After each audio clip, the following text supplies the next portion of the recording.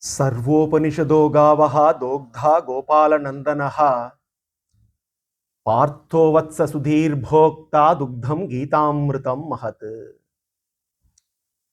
swadharma jnana vairagya sadhya bhakteika gocharaha narayana param brahma gita shastre sameritaha asthana sneha karunya dharma dharma diyakulam partam prapannamuddishya shastravataranam kritam.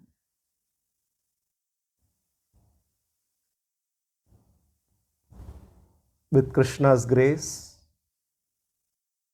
we have all embarked on the journey of Gita. Last session, we relished an introduction to the Gita and we set the stage to start relishing the summaries of all the 18 chapters of the Gita. Gita comprises of 18 chapters, which can be divided into 3 segments. And each segment has a central theme. The first segment of the Gita deals with the sadhanas of Karma Yoga and Jnana Yoga, with the goal of Atma Sakshatkara. The second segment of the Gita, the second Shadga, deals with the sadhana of Bhakti Yoga, the goal being Paramatma Sakshatkara.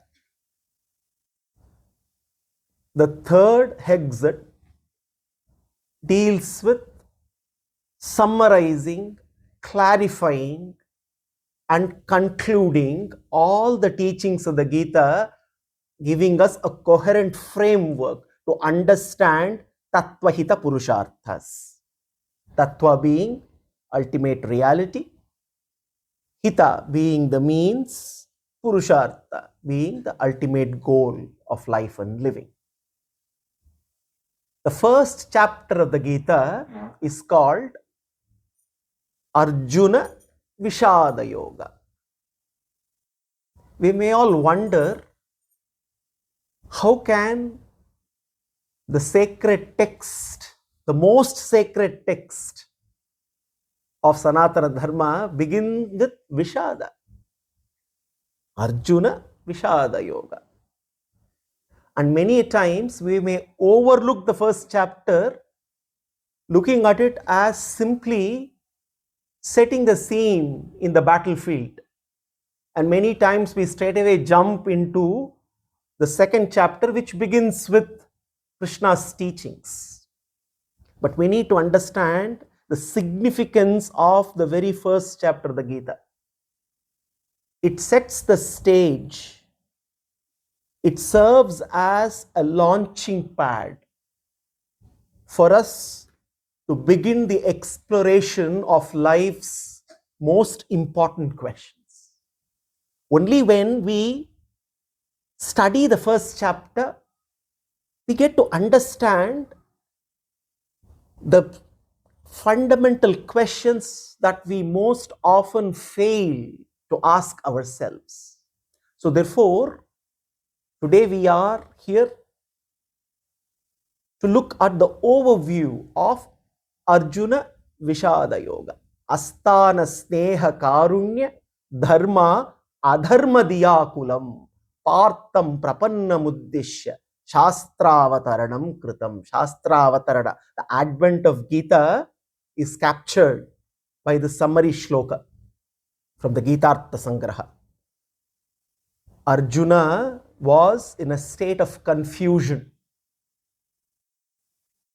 delusion of what is right and wrong, dharma and adharma. He was unable to discriminate. He faced a crisis of unimaginable proportions. And he was paralyzed, unable to make any decisions. Now, the significance of the first chapter can be understood through the acronym vision, which sets the stage for us to explore six key ingredients that shapes our vision of life. The first ingredient being values. We are all choice makers, making choices all the time. Every decision that we take are connected with our own value system. And whether we realize it or not, our values drive our choices, the decisions that we make. And Arjuna was torn apart. There was a clash of values within him. The clash of values was possibly more tumultuous than the battlefield itself. The first chapter sets the stage where we see the clash of values within Arjuna. The second ingredient, which starts off, the exploration starts off in the first chapter, is insights, I. The first chapter enables us to look at the most important question in life. What matters most in life? We normally do not reflect on this fundamental question. What really matters in life? What is the meaning of life? So therefore, the insight to getting an answer to this question, that exploration starts off in the very first chapter. The third ingredient, seeking wisdom, S. Many times we think when we are in an emergency, we need to take immediate action. No doubt.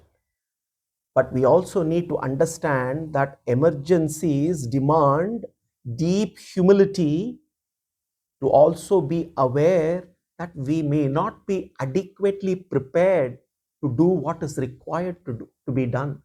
And we may need to seek wisdom of our Shastras. Now, Arjuna, after going through the grief, had the wisdom to seek guidance from Krishna.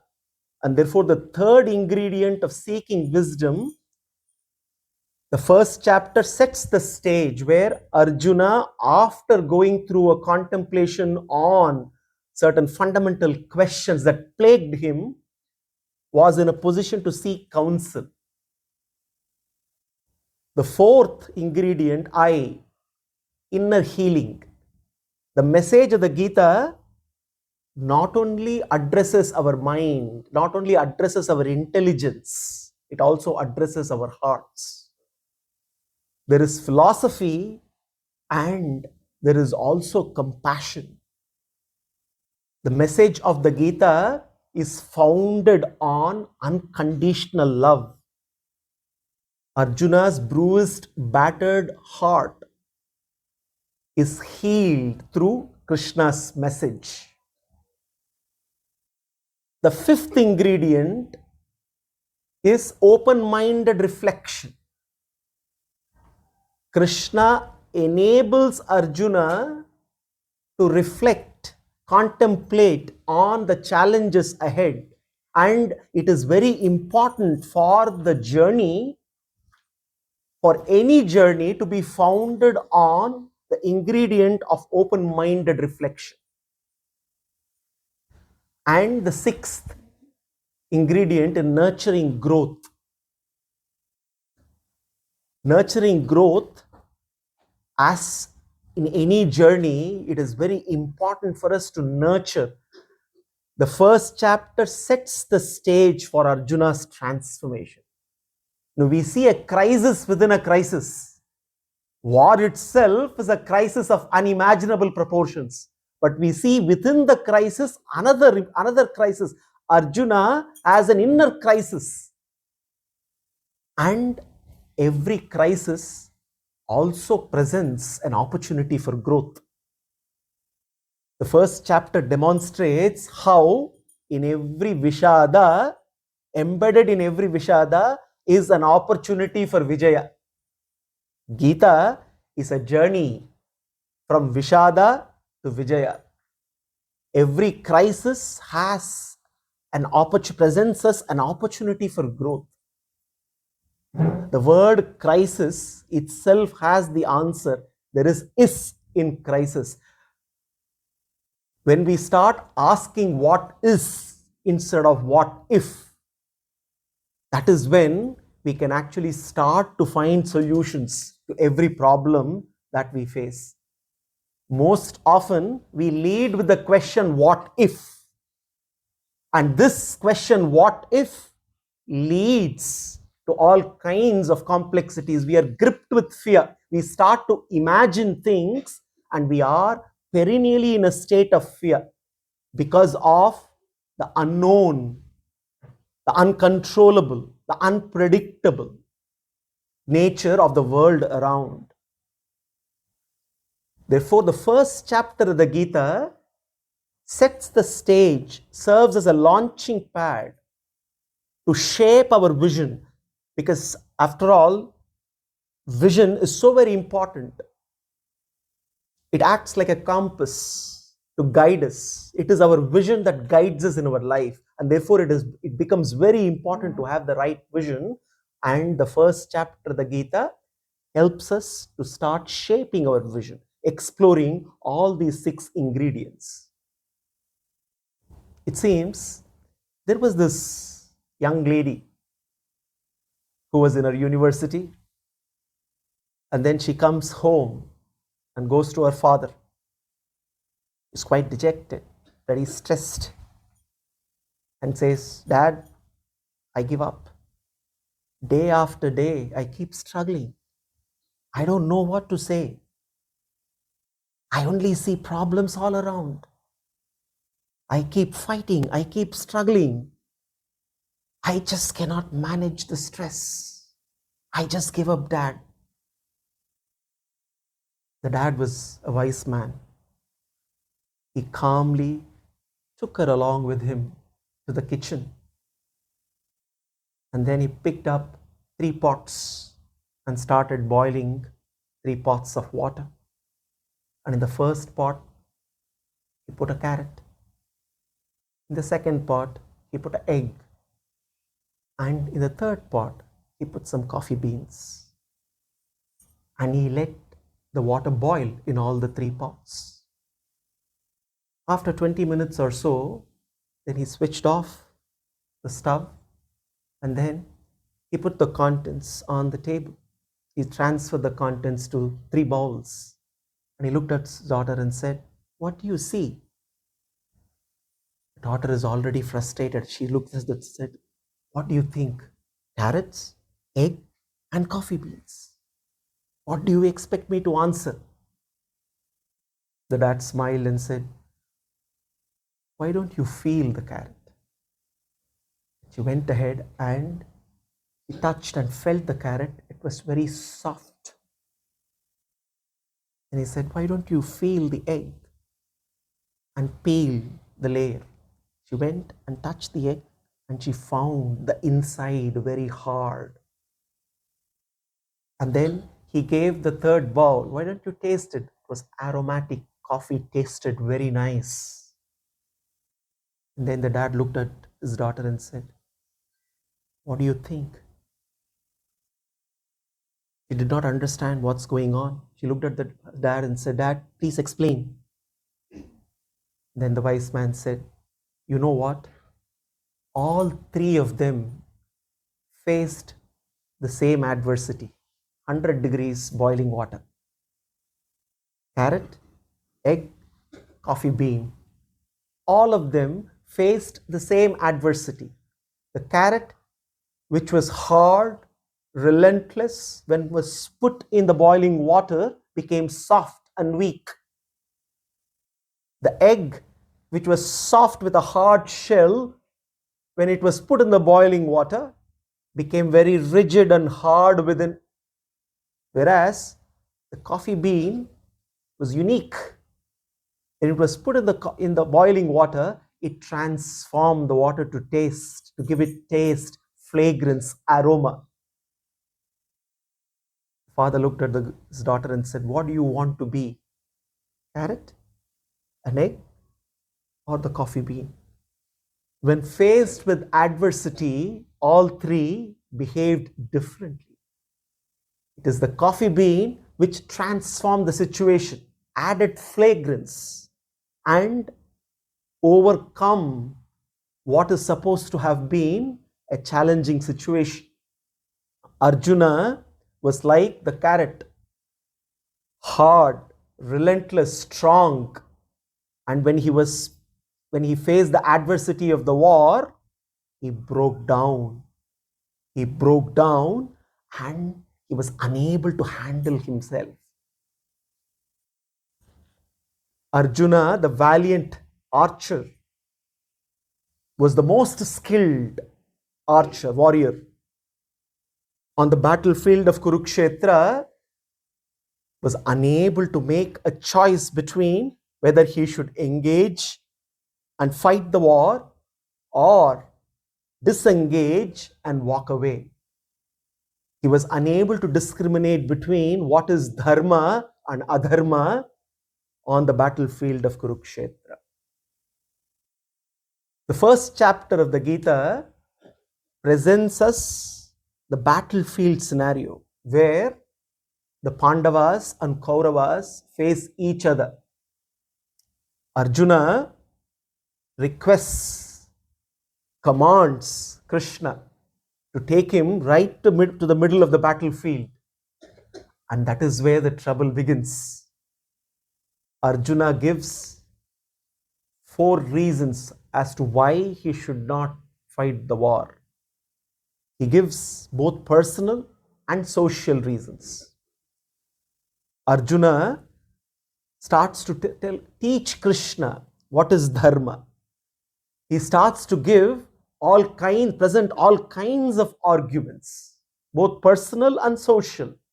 He says, "Hey Krishna, if I engage in this war, what is the point in winning the war and gaining the riches if I end up killing so many people? Is it really worth killing so many people in order to gain the kingdom?" And he goes on to say, what would happen if I kill all these who are in front of me? The papa karma that I would end up accruing, would ensure that I only go to hell. Why should I be doing this? Isn't this a sinful activity, engaging in war and killing people? And then he also presents the Kula Dharma of the Kshatriyas, Kshatriya Dharma and Kula Dharma, and says, "Hey Krishna, how can I fight against my own grandfather? How can I fight against my own Kula Guru? How can I fight against my own relatives?" Giving all these reasons, Arjuna says, "I give up. I cannot now decide. I cannot fight this war." The first chapter of the Gita enables us also to explore the cause of this war. For that matter, cause of any dispute, cause of any conflict, cause of any fight. In our own life and living, if we have to look at the cause of any conflict, of any fight, immediately we come up with an issue. We state an issue which happens to be the cause of any conflict, any fight. But then the issue that is identified is only the tip of an iceberg.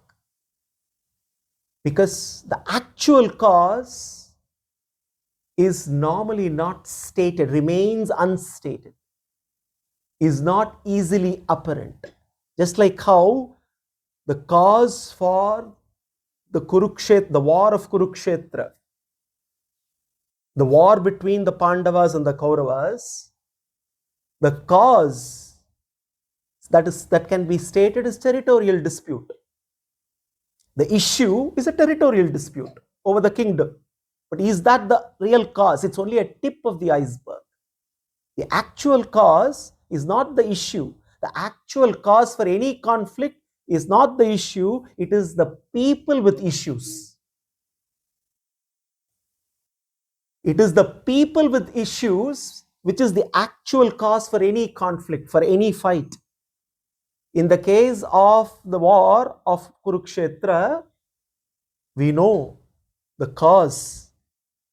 It is Dhritarashtra. It is Dhritarashtra's attachment to Duryodhana.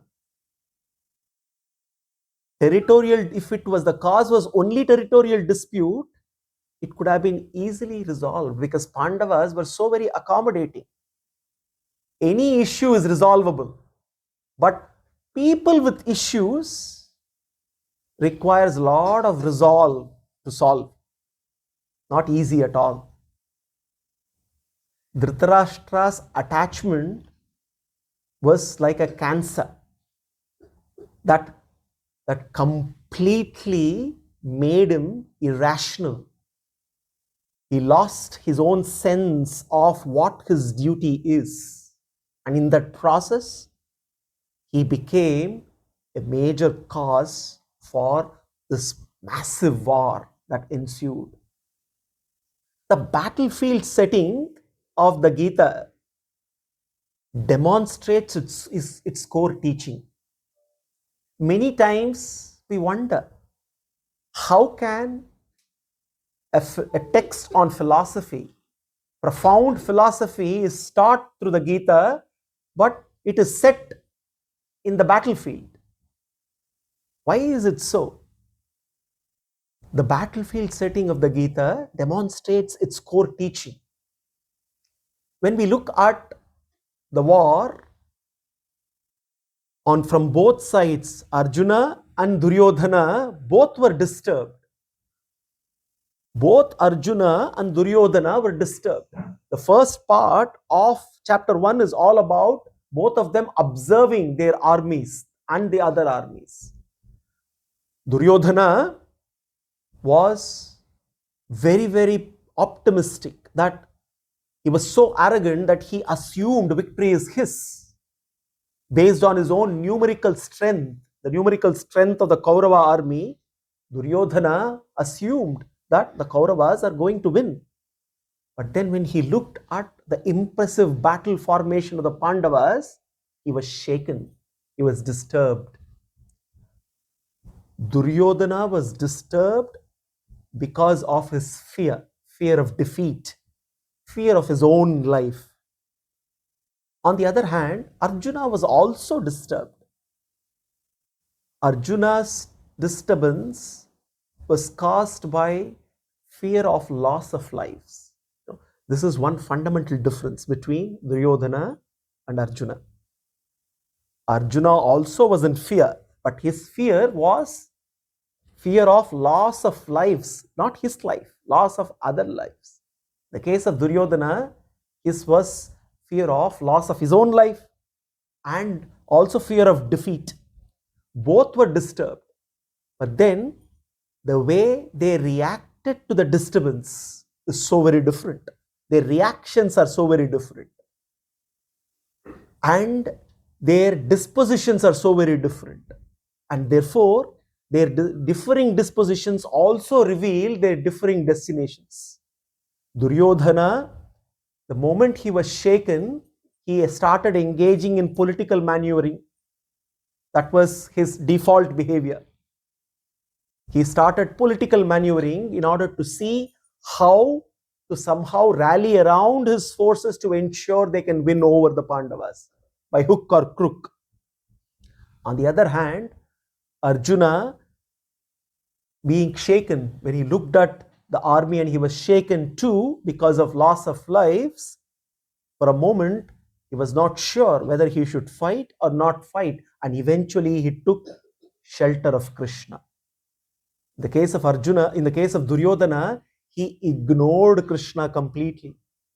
We see in the first chapter, Duryodhana looks at the army of the Pandavas and he starts naming all the Rathis, Maharathis and Atirathis as he talks to Drona. He names everyone, but he ignores Krishna. He assumes that Krishna anyway is not armed and he is not engaged in war. Therefore, what impact he is going to make? He ignores the Supreme Krishna who is right there. And it is this ignorance of Duryodhana that triggered his downfall in the war. On the other hand, Arjuna recognized Krishna and Krishna alone as the foremost, and he took his shelter. So the battlefield setting demonstrates the core teaching of the Gita, where later on we see in the 16th chapter, Krishna divides humans into two categories: Daivi, Asuri, the divine and the demoniac. Those who are demoniac, Asuri in nature, they completely ignore Bhagavan. When they are presented with any problem, they count on their own capabilities, and in that and it is their ego which drives their decisions. And in that process, they are in constant struggle, struggling against the laws of nature. On the other hand, the divine, like Arjuna, they seek divine counsel and they turn to Krishna, surrender to him, take his shelter, and it is with Krishna's guidance they lead their lives.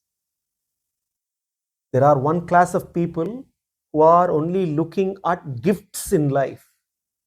There are the other class of people who recognize the gift of life and eventually the gift giver, Krishna. So the battlefield setting enables us to learn the core teaching of the Gita. Another important aspect of the first chapter of the Gita is how the hero gets introduced. Now, we all are used to Bollywood, Hollywood, Kollywood, Tollywood, whatever would we call, right? Introduction of the hero. It's a very momentous occasion. Any movie we go to, right? Every hero is introduced in a different way. Depending on the hero, the way the introduction happens is very dramatic. Gita also dramatically introduces the hero of all heroes. Tatashveter hayer yukte mahati syandane stithau madavah pandavas chaiva shankau dadmau pradadmatuhu. This is the introduction of the hero happening in the Gita. In a very unique way it happens. The hero gets introduced in a way that we don't expect. It's a very, very different way of introducing the hero. Tatashvetair hayair yukte mahati syandane stithau.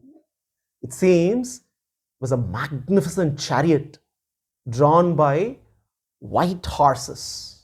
Shvetair hayair yukte mahati syandane stithau.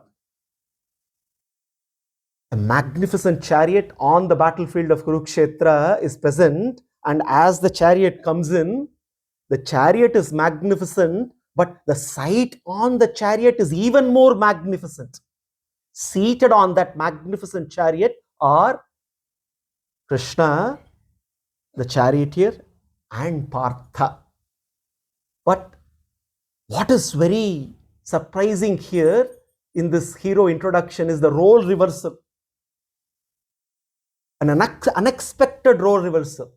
The hero, who is the savior, happens to be in a subordinate position, happens to be the charioteer. And the one who is going to be saved, Arjuna, happens to be being the one who is in a superior position. The Supreme, the Purushottama, out of love for Arjuna,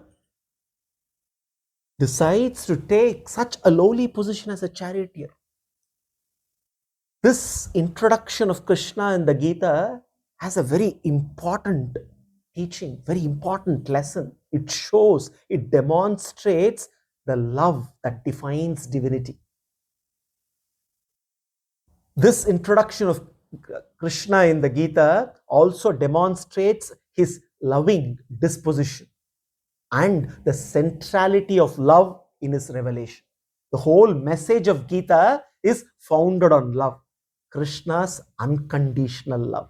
That is why this nectarine song of Gita is a song of love. Bhagavan's unconditional love. Arjuna represents each and every one of us. And we see through this introduction that Bhagavan is so very accessible, available, ready to do anything and everything that we want him to do for our sake, demonstrating his unconditional love for us. Throughout the first chapter of the Gita, Krishna is almost silent. Krishna almost doesn't speak. Why I say almost? He just says one sentence, and that too is recounted by Sanjaya. We don't have a direct statement coming from Krishna throughout the first chapter. In spite of Krishna not speaking, the first chapter, like every other chapter of the Gita, is called Krishna-Arjuna Samvada. Gita is a samvada. Samvada, a conversation between Arjuna and Krishna. Every chapter is called a samvada because Krishna asks questions, Arjuna patiently answers. So the whole of Gita is samvada. Every chapter is a samvada. Now, every other chapter as a samvada is understandable because Krishna speaks at length. Arjuna keeps asking questions on our behalf. But the first chapter is also called Samvada. Krishna doesn't speak. Why is it called a Samvada? Arjuna is continuously speaking, going on speaking. Krishna enables Arjuna to speak up. He enables Arjuna to express himself through his complete presence. Krishna ensures his 100% presence, his attention to Arjuna. His total presence and the comfort that he gives to Arjuna enables Arjuna to express himself fully. Now, in any conversation, the conversation involves both verbal and non-verbal communication. Many times we think communication is only verbal. More than verbal, the non-verbal part of any communication becomes a lot more important and significant. So therefore, even though there are no dialogues for Krishna in the whole of first chapter, it is still called a samvada because he is still engaged fully, 100% through his complete presence. Bhishma Drona, in the presence of Bhishma and Drona, Sanjaya says, Bhishma Drona Pramukataha.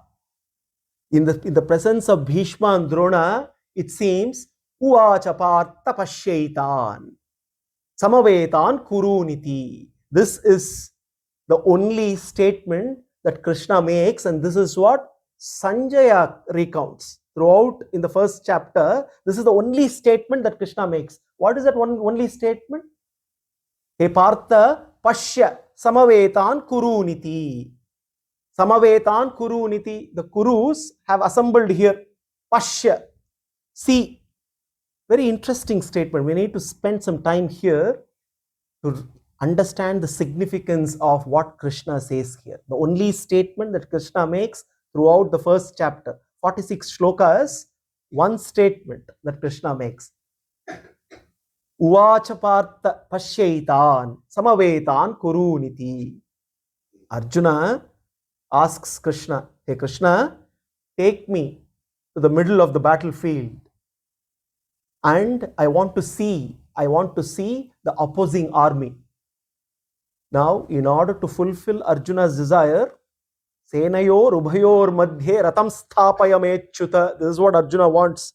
Senayor Ubhayor Madhye. In between the two senas, take me to the middle. Arjuna did not specify where exactly. He just said, take me to the middle. What did Krishna do? Krishna nicely takes Arjuna all the way to the middle of the battlefield and stops right in front of Bhishma and Drona. And he says, hey Arjuna, I have brought you here. Pashya, now see. He is making Arjuna see Bhishma and Drona. Essentially provoking Arjuna, look at what is at stake. First message to Arjuna is, hey Arjuna, this is not the time for seeing. This is time for action. You want to see? You should have started acting. We are on the battlefield. Time for action, but you want to see. Fine, you wanted to see, I brought you. Now see. Everybody is ready on the battlefield to fight. So therefore, enough of seeing, let's go start to fight. That's the first message. Now, if Krishna wouldn't have brought Arjuna right in front of Bhishma and Drona, we would have been deprived of the wisdom of Gita. So Krishna used Arjuna as a Vyaja because he knows what is going to happen the moment Arjuna sees Bhishma and Drona. The dearest, the most venerable for Arjuna, when he sees Bhishma and Drona, he will realize what is at stake on this battlefield. So therefore, Krishna brings Arjuna right up front so that Arjuna will start asking the big questions. What really matters in life? The trigger for Arjuna to start asking questions is this trigger. Uvacha Partha Pashyaitan. Hey Partha, Pashya. See, no, Krishna, there are several Leelas of Krishna we see throughout his avatara, but the greatest of all Leelas is the Leela of Gita. And this Leela begins right here. No, he takes him all the way. Arjuna wanted to look at the armies, but Krishna ensures that he sees right, Bhishma and Drona. Then he says, Arjuna, is it enough? Have you seen enough? Can we go back? He knows now Arjuna is going to ask all the kinds of questions that are going to be the trigger for the advent of Gita. What is important here also is Krishna knows that by saying Pashya He Partha, he wants to also start teaching a very important lesson to Arjuna and all of us. The lesson of the danger of Pratyaksha Pramana. What do I mean by that? Pratyaksha is perception. What we see. When we engage with this world, the world enters us through our eyes. Generally speaking, broadly speaking, the world enters us through the eyes. Interestingly, the world maker often enters only through our ears, not through our eyes. The world enters through our eyes, but Krishna enters only through our ears. Why? Because we cannot easily see him. Now we may say that, yes, he is so very compassionate. Through his archa, we are able to see him, his form. But then, when we see his archa, our faith in the archa will be only strengthened when we start to hear about him through the Shastra. So, Shabda Pramana is so very important. That is why even today, many people keep going on asking about the significance of worshipping deities, worshipping Archa Murtis, because they do not have the foundation of the Shastras. So, generally speaking, Bhagavan enters us through our ears. That is why Shrotavyaha, Mantavyaha, Nididhyasitavyaha, Trashtavyaha. If we need to see him, we need to go through a process. We just cannot see him just like that. Most of us want to see Krishna. Most of us, don't we? But then we need to realize that we can see him if we go through the process recommended by the Shastras. Shrotavyaha, mantavyaha, nidhityasitavyaha, drashtavyaha. Listen to what the Shastras say. Shrotavyaha, reflect, contemplate, experience, realize, see, attain. Step-by-step process. Whereas the world, which is Maya, enters easily through our eyes. Now, perception, now Maya is an illusion, but it is an illusion in conception, not in perception. Why I say that? What we see is real, but our conception of what we see is where the illusion is, because what we see is not permanent. Everything is what we see is subject to the law of impermanence. Keeps changing all the time. We may not notice it, but every moment things are changing. Anything that we can see is changing continuously, including our body. Every moment the body is changing. We see the changes over a period of time, but everything that we can perceive with our senses is subject to change, is subject to the law of impermanence. It's going to decay and get destroyed. The form is going to change. So therefore, here pratyaksha is important, is real, but not sufficient. Is necessary but not sufficient. We need the support of Shabda to strengthen our pratyaksha. The same Krishna, for some people, when we look at Krishna, the Divya Mangala Vigraha may not evoke that sense of bhakti if we do not know him.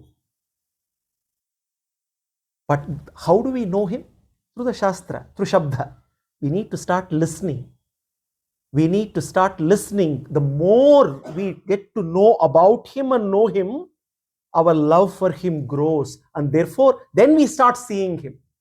But pratyaksha by itself can become challenging.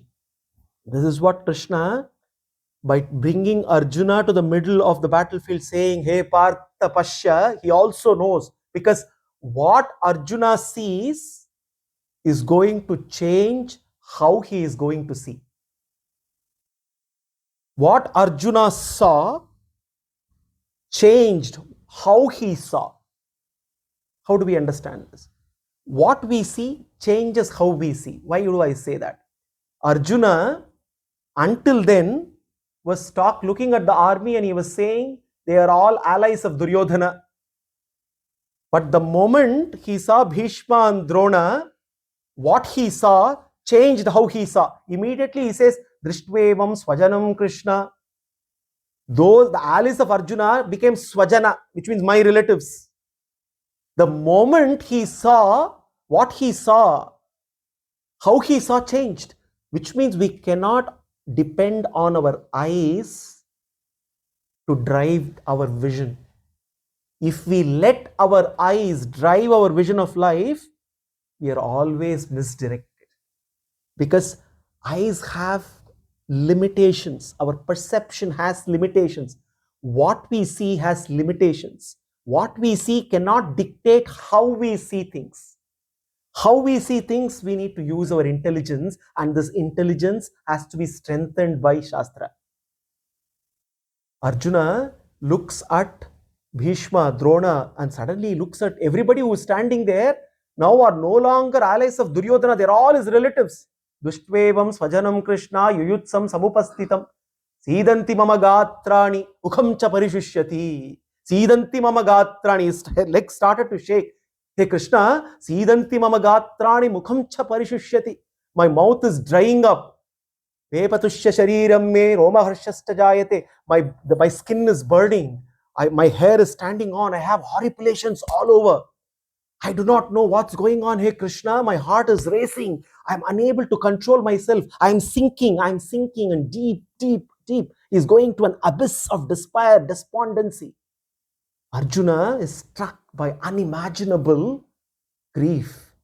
Why? Because now he sees, what he sees is bodily relationships. Now that he lets that shape his vision, and therefore Arjuna allows himself to get into a crisis.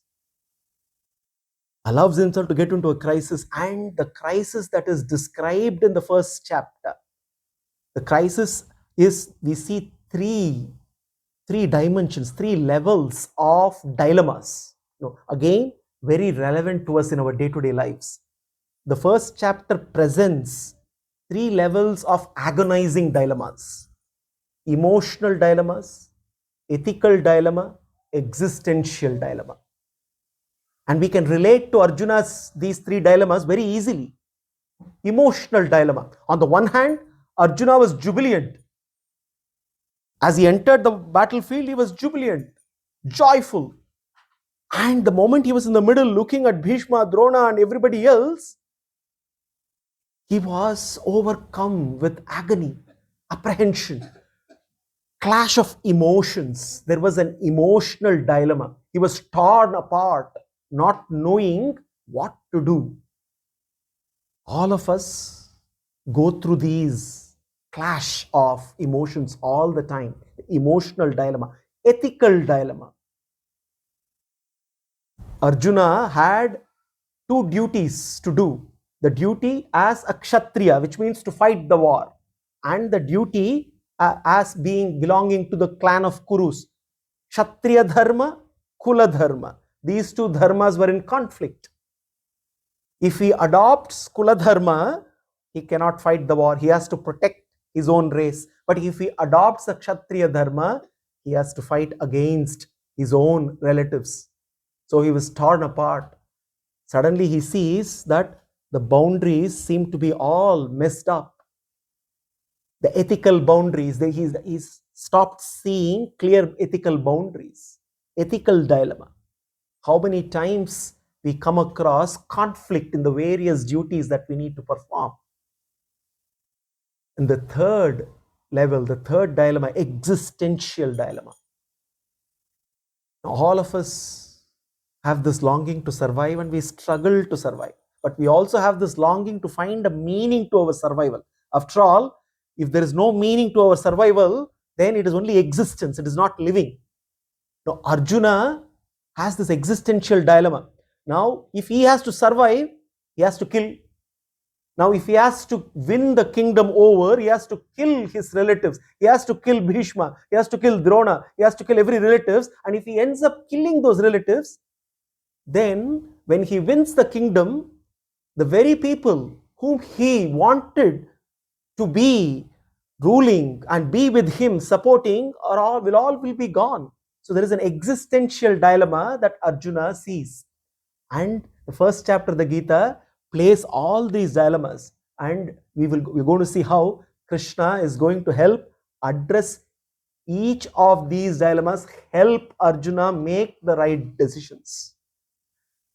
So the first chapter thus sets the stage for the journey of the Gita. No, the first chapter does not just end with 46 shlokas of the first chapter alone, because Krishna still has not started his teaching.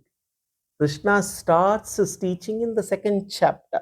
Before he starts teaching, right up front in the second chapter, Krishna makes a very blunt statement. He sees Arjuna sinking into the abyss of trauma. He sees Arjuna in a state of emergency. He looks at Arjuna and says, Kutastva kashmamedam vishame samupastitam anarya jushtamasvagyam akirtikaram Arjuna. He says, Kutastva kashmalamidam. Hey Arjuna, what? How come these impurities of mind has overcome you? This is unbecoming of you. You are a noble warrior and you are not this person that I know. And he says, Vishame samupastitam. Arjuna wanted to know what is right and wrong. Vishame, at this juncture, Krishna completely changes the question. He says, it is not the time now. He brings in the dimension of time, Vishame. Arjuna wants what is right and wrong. Krishna says, forget about what is right and wrong. Let's discuss what is the right timing and wrong timing. It is wrong timing for you to raise this question. Before the war, you could have said whether I should fight or not. We could have easily discussed. We are on the battlefield. Vishame samupastitam he Arjuna. This is the wrong timing. By bringing in the dimension of time, Krishna halts Arjuna's momentum of destructive thinking. Arjuna is going in the wrong direction. He needs to be arrested. His thought process, negative thinking has to be arrested. And he makes a blunt statement and pokes his ego. Krishna does two things right in the beginning of the second chapter. He pokes Arjuna's ego and says, hey Arjuna, this is not you. And then immediately he says, this is not the right time. Thus he stops Arjuna's thinking process then and there. Arjuna then realizes. Arjuna was sinking in an abyss of trauma. With Krishna's help now, he looks up. And then Arjuna says, hey Krishna, I surrender to you. I cannot make this decision. I want you to help me make this decision. Karpanya dosho upakata swabhavaha prichamitvam dharma sammuda chetaha yashrehasya nishitam bruhitan me shishyasteham shadimam tvam prapannam. Accept me as your sishya. Please tell me what is right, what is wrong. Please help me see what is dharma, what is adharma. I am confused. I am deluded. You are my only refuge. This marks the beginning of the teachings in the Gita. So, for all practical purposes, the Gita begins, Krishna's teachings begins with the 10th shloka of the second chapter. Until then, we can say it is arjuna-vishāda yoga. Tamuvacha hrishikesha prahasanniva bharata. Sanjaya immediately writes, prahasanniva bharata senayor ubhayor madhye vishidantam idam vachaha. He says, the moment Arjuna surrendered to Krishna, it seems Krishna smiled. Prahasanniva bharata senayor ubhayor madhye vishidanta idam vachaha. Before starting his teachings, it seems Krishna smiled. What a smile. Why he smiled? What is the reason for his smile? And what is that he is going to tell Arjuna? We will see from Shloka 211 in the second chapter. Until then, let us continue to contemplate on Krishna's smile. Let us not end. I thought we will end with the first chapter, but then we will end with Arjuna's agony. And for 1 month, contemplating on Arjuna's agony is the wrong thing to do for all of us. So therefore, I extended the first chapter into the second chapter until Shloka 210, so that we can end with not Arjuna's agony, but Krishna's smile. Prahasanniva bharata senayor bhayor madhye vishidantam idam vachaha. What an enchanting, electrifying smile. Let us continue to contemplate on Krishna's smile, and when we come back, we have great news. The Gita begins with Krishna's profound teachings. Second chapter, Sankhya Yoga, we will relish it next month. Until then, Prahasanniva Bharata, Krishna's beautiful smile. Let's continue to contemplate. Jai Sri Krishna.